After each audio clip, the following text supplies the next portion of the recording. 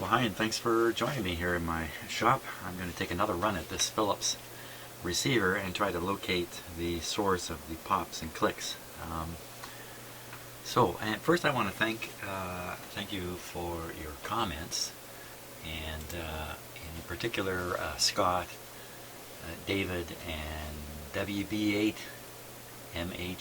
for your thoughtful and intelligent comments. I think what I'm going to do is I'm not really ignoring those comments. I'm filing them away, but I think what I want to do this time around is poke around with the oscilloscope and see if I can't localize the source of the popping, or find some place really good that I can monitor the noise, the clicking, popping on the scope, while I perhaps do other changes to the receiver, pull tubes out, all that kind of stuff, and just see what's up, just using the scope. So I have the scope sitting here ready to go, and I think the first thing I'm going to be doing is poking around here in the power supply area. One of the things about these pops is, because they're coming out of the speaker, that means there's a certain amount of power being delivered to the speaker on account of the pop. And that power, if the pop is loud enough, might be visible in the power supply. I don't really know. We're going to find out briefly, or shortly rather. And that it in fact is not really the actual fault current pop, if you like. Instead, I would be looking at the result of the pop in the speaker circuit, including a sudden tiny rush of current that's going to flow in the power supply to feed the speaker. So not too sure how this is all going to go, but the best way to find out is to give it a try. That's what I think. So let's do that. Okay, so you can watch where I'm connecting here. Hopefully that's clear enough in that image. I guess if you full screen it on your computer, or if you're watching this on your TV set, you might be able to see a little more detail of what exactly I'm connecting to. And I do have the schematic here, which I'm just going to put right over here where I can see it. If you need to look at it, I think I can just pivot the camera a little bit and see it. Okay, I'm ready. So we're just going to connect the ground with the ground lead of the scope. And I think I have the scope set pretty sensitive, so I'm going to set it to 1 volt per centimeter to start with. And it's on DC. Okay. Let's see. And there might be some effects too when you watch this on video, because of the frame rate of the camera versus the scan rate of the scope. You may end up with some kind of flickering or things like that. But, oh, I guess I better turn on the receiver too and get it popping. So are we all set here? I believe so. There we go. We'll give it a moment here. And I better get a voltmeter out here too, because I may just get curious about voltages. So I have a voltmeter at the ready.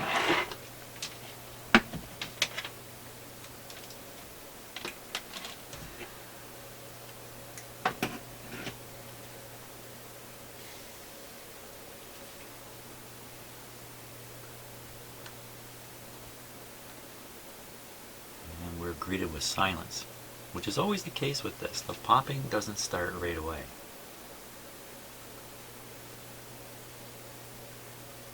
Which says to me something is warming up and then popping. Could it be a voltage building up somewhere slowly and then popping out? I suppose, but so there may not really be heat involved.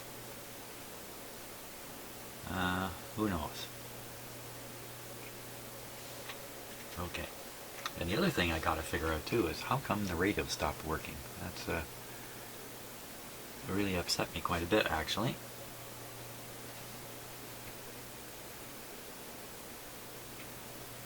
Okay, no popping yet, so let's just get started here.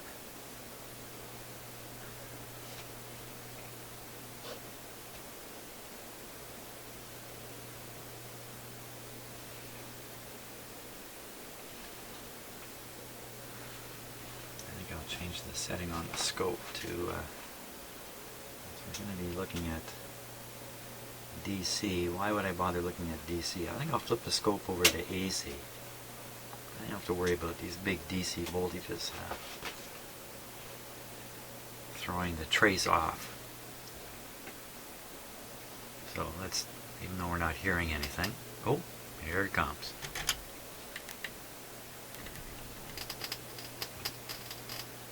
See how long that took?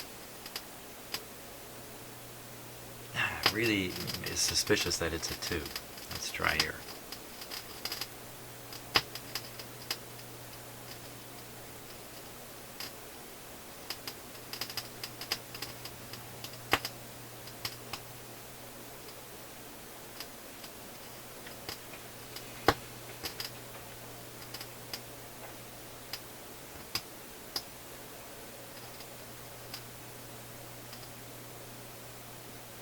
Make the trace a little bit brighter there.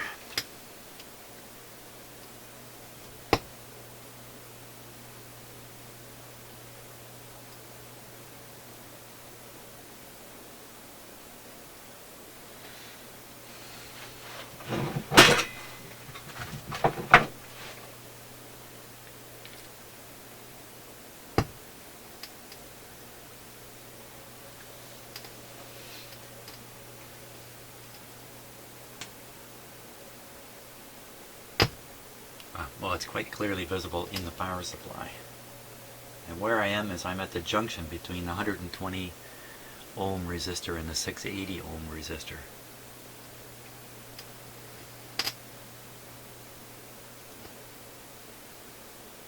Just watch that for a bit. The wave there is from the hum in the power supply.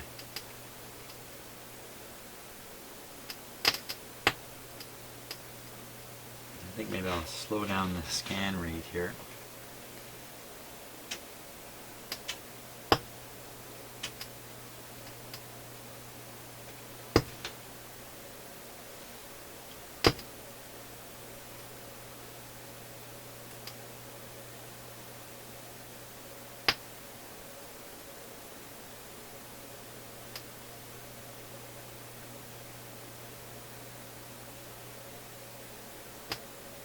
Now, along with the pops, there's shushing sounds, like a pop that didn't quite pop, but instead leaked out, if I can put it that way. And I can hear those. I'm not sure you guys can hear them.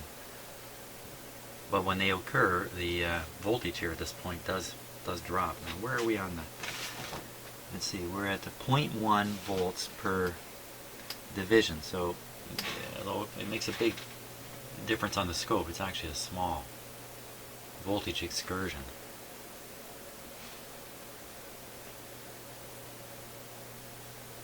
What happened? Everything got quiet.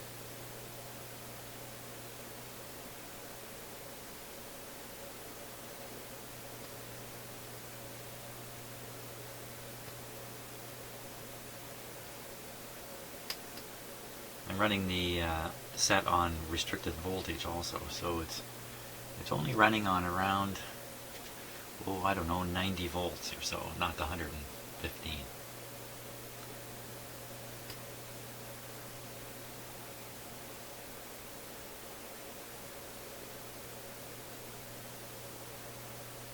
Wow, it was going there pretty good. Now it's decided to stop.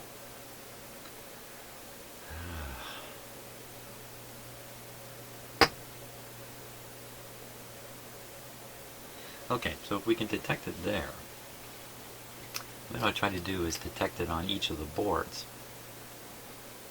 So I think the first one,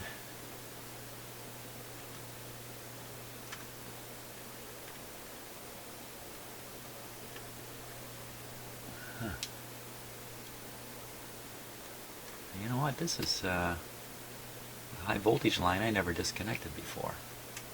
I missed it. It's tied in over here.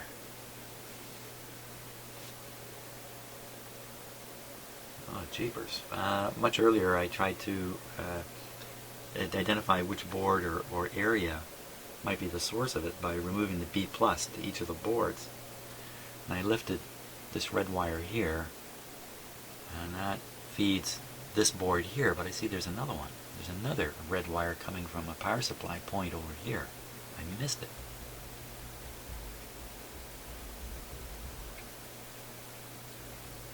Come on, radio, don't be so quiet now. Don't disappoint me. You see, the radio's figured out that I'm onto something with the scope here, so it's doing its best to hide.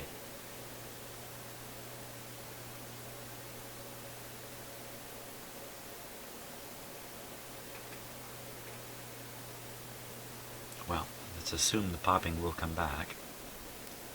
I'm going to attach it to this point here. Free.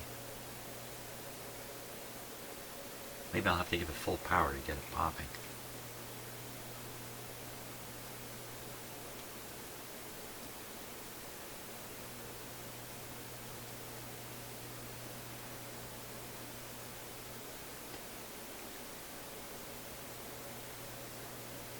Just one good pop, come on.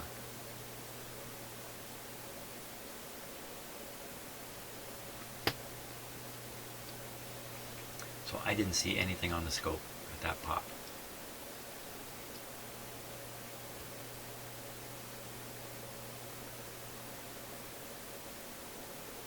Come on, radio. Oh, there, it's fixed. As soon as I look away from the scope, it clicks.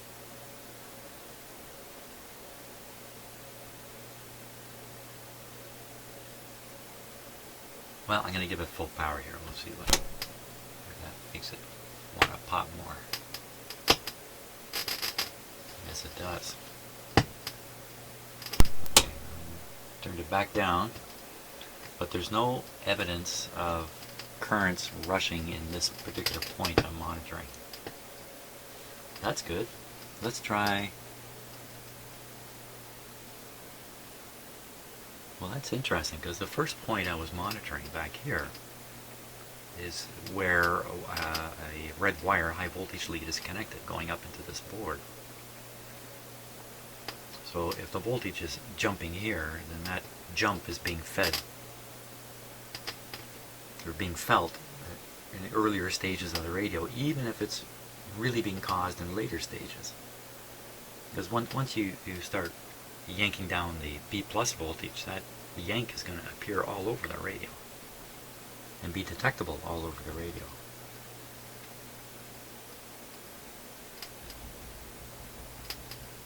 It could even be the filter capacitor, for crying out loud, the main filter capacitor, which is right here, which I haven't in any way, have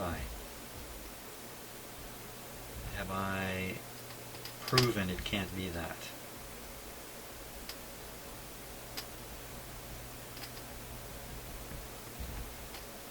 I don't think so.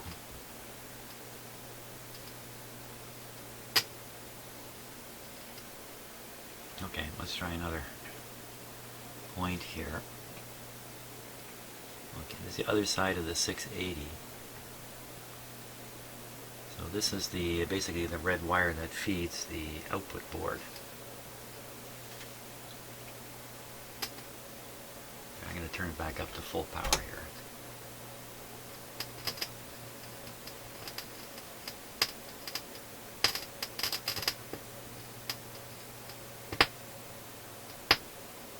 Evident there. Okay. A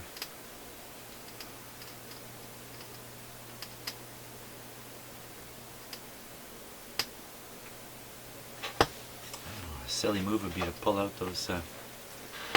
See, again, I don't know if this, what I'm seeing is just the rush of current to feed that sound shouldn't cause a significant drop in this voltage. I don't design amplifiers, so the power supply is getting knocked down every time you play a little bit of music. And they're designed the opposite way, to stand there solidly, providing a good solid voltage. You should not see the effect of sound in the speakers back on these power supplies. Unless it's something extraordinary.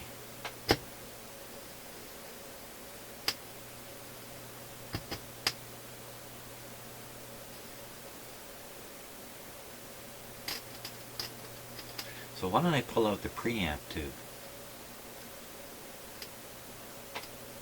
I don't know, Jim, why don't you? Okay, let's do that.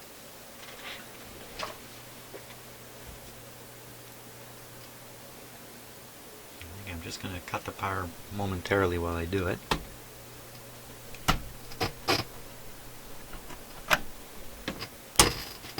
Power's back on. Tube is right here. Check that out.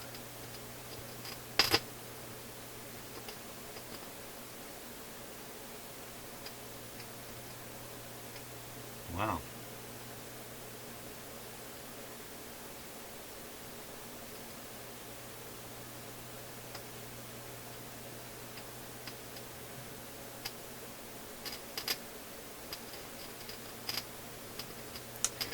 I could pull out the output tubes. Won't be hearing anything.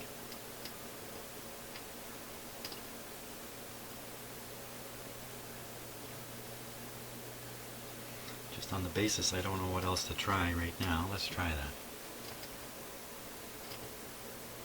Okay, power out. Off. One tube out. Power back on.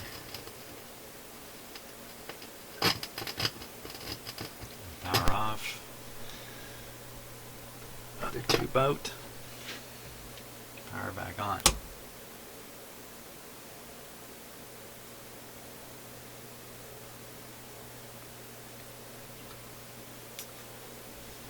I wonder if both of these tubes could be defective the same way. What are the chances? 6, GW8, ECL 86, yikes. Yikes. These are not so common, these tubes. I certainly don't have any here. But look, everything's gone silent. Well, of course it's gone silent because I pulled out the output tube. The scope is not showing any action now. Let me put in the amplifier tube again.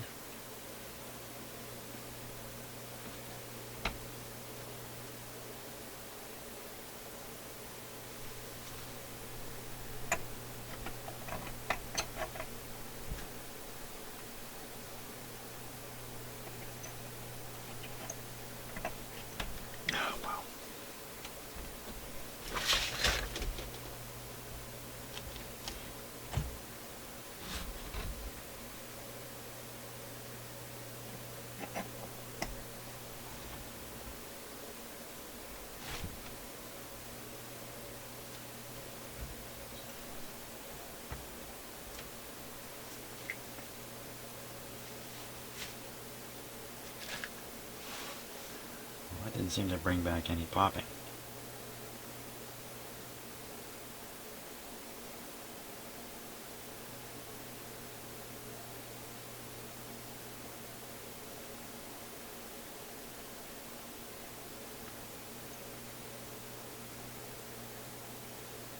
Nothing whatsoever.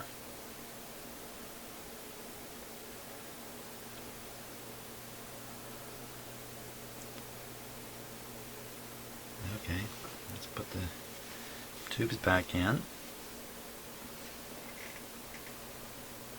I'm going to switch them around just to add to the confusion level here. I'm going to do this with the set on. Might make a bit of noise here. Nope.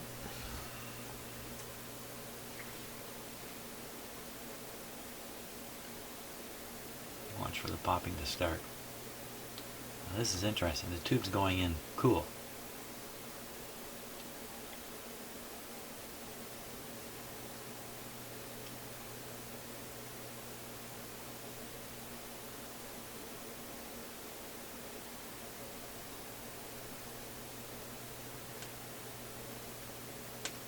There we are.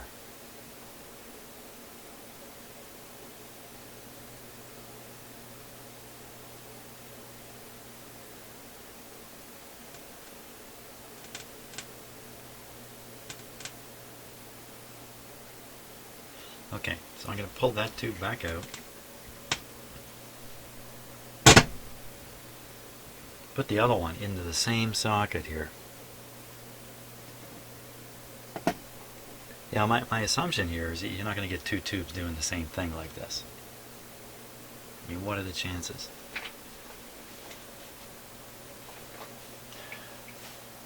That's a stupid assumption, maybe.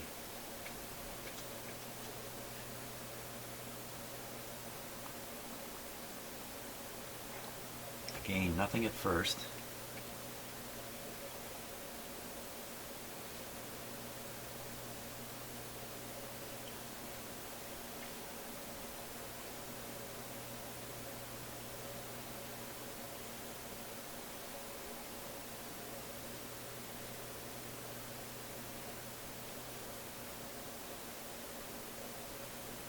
Nothing at all.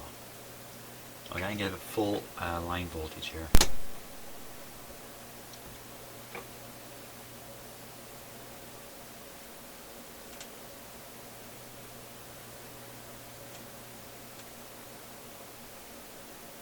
Here it comes.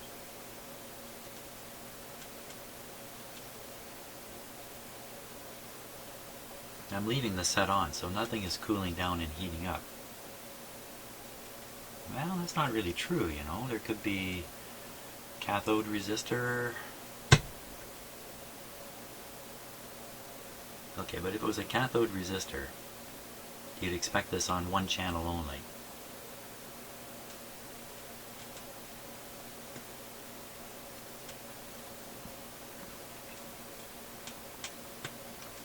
Unless both cathode resistors have gone the same way, and we're back to that.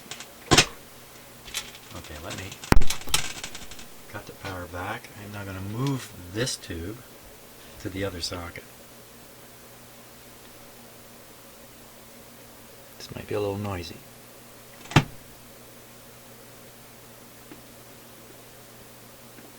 Okay.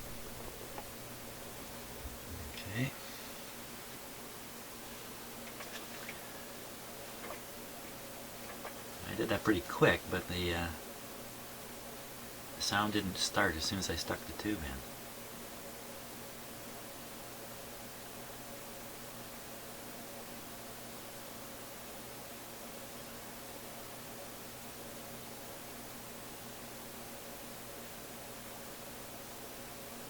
Need a little bit of patience. Full voltage here.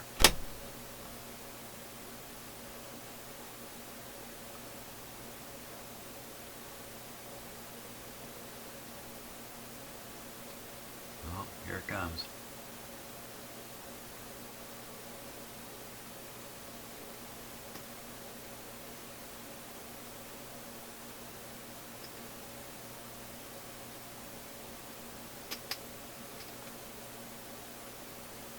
So now we're hearing it out of the other channel.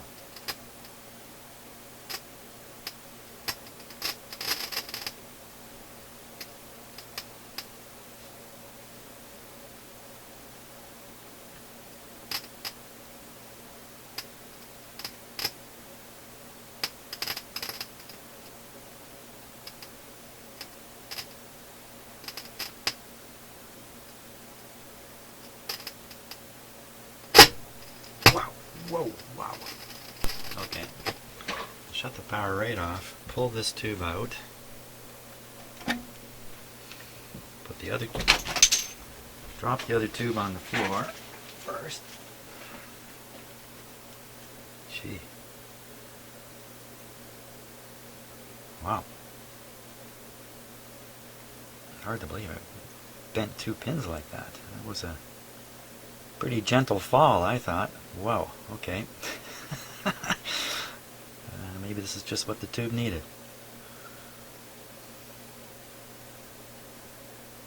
Wow, it must have just landed right on those pins. Wow, that's hard to believe. It actually bent like that. Okay, in it goes.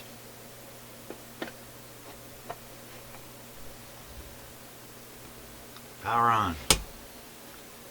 If the set doesn't click and pop, I'll just drop the other tube on the floor and we're done.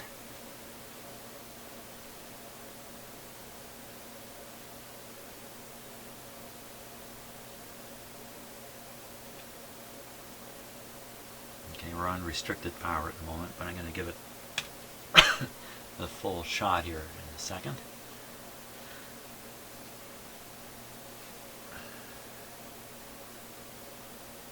Okay, full power.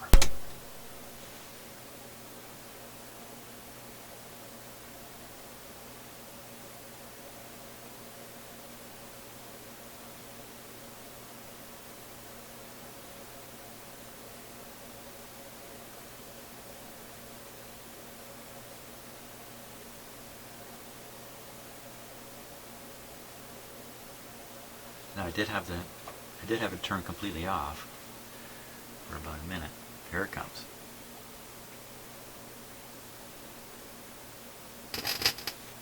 Oh yeah, there we are.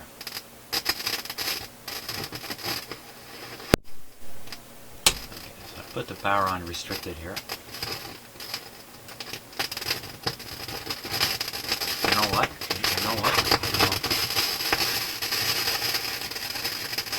Wow, okay, I made another observation just now.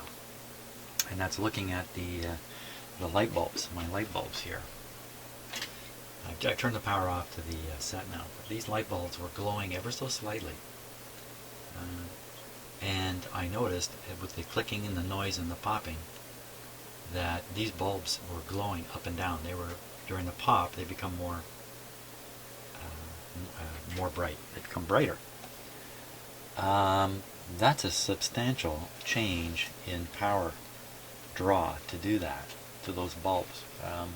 The bulbs themselves are kind of damped. A momentary increase in electricity through them, probably not really visible in terms of the brightness of the bulb, but it was quite distinct. And so I think it was a pretty serious partial short circuit or intermittent short circuit going on here. I think. Wow, so what have we figured out so far? I don't know if we figured anything out yet. Let's see here. Okay, I got the set turned off, so I'll just put this here. Let's take a look at the situation.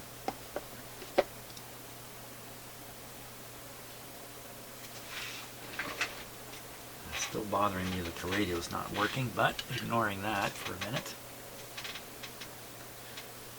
So where were we connected when we were just watching that? We were connected right in here with the scope. So we're watching current rushes coming in through here, or going out, whichever way you want to look at it. I pulled both these tubes out. No more popping sound, no more variation in the voltage on this line.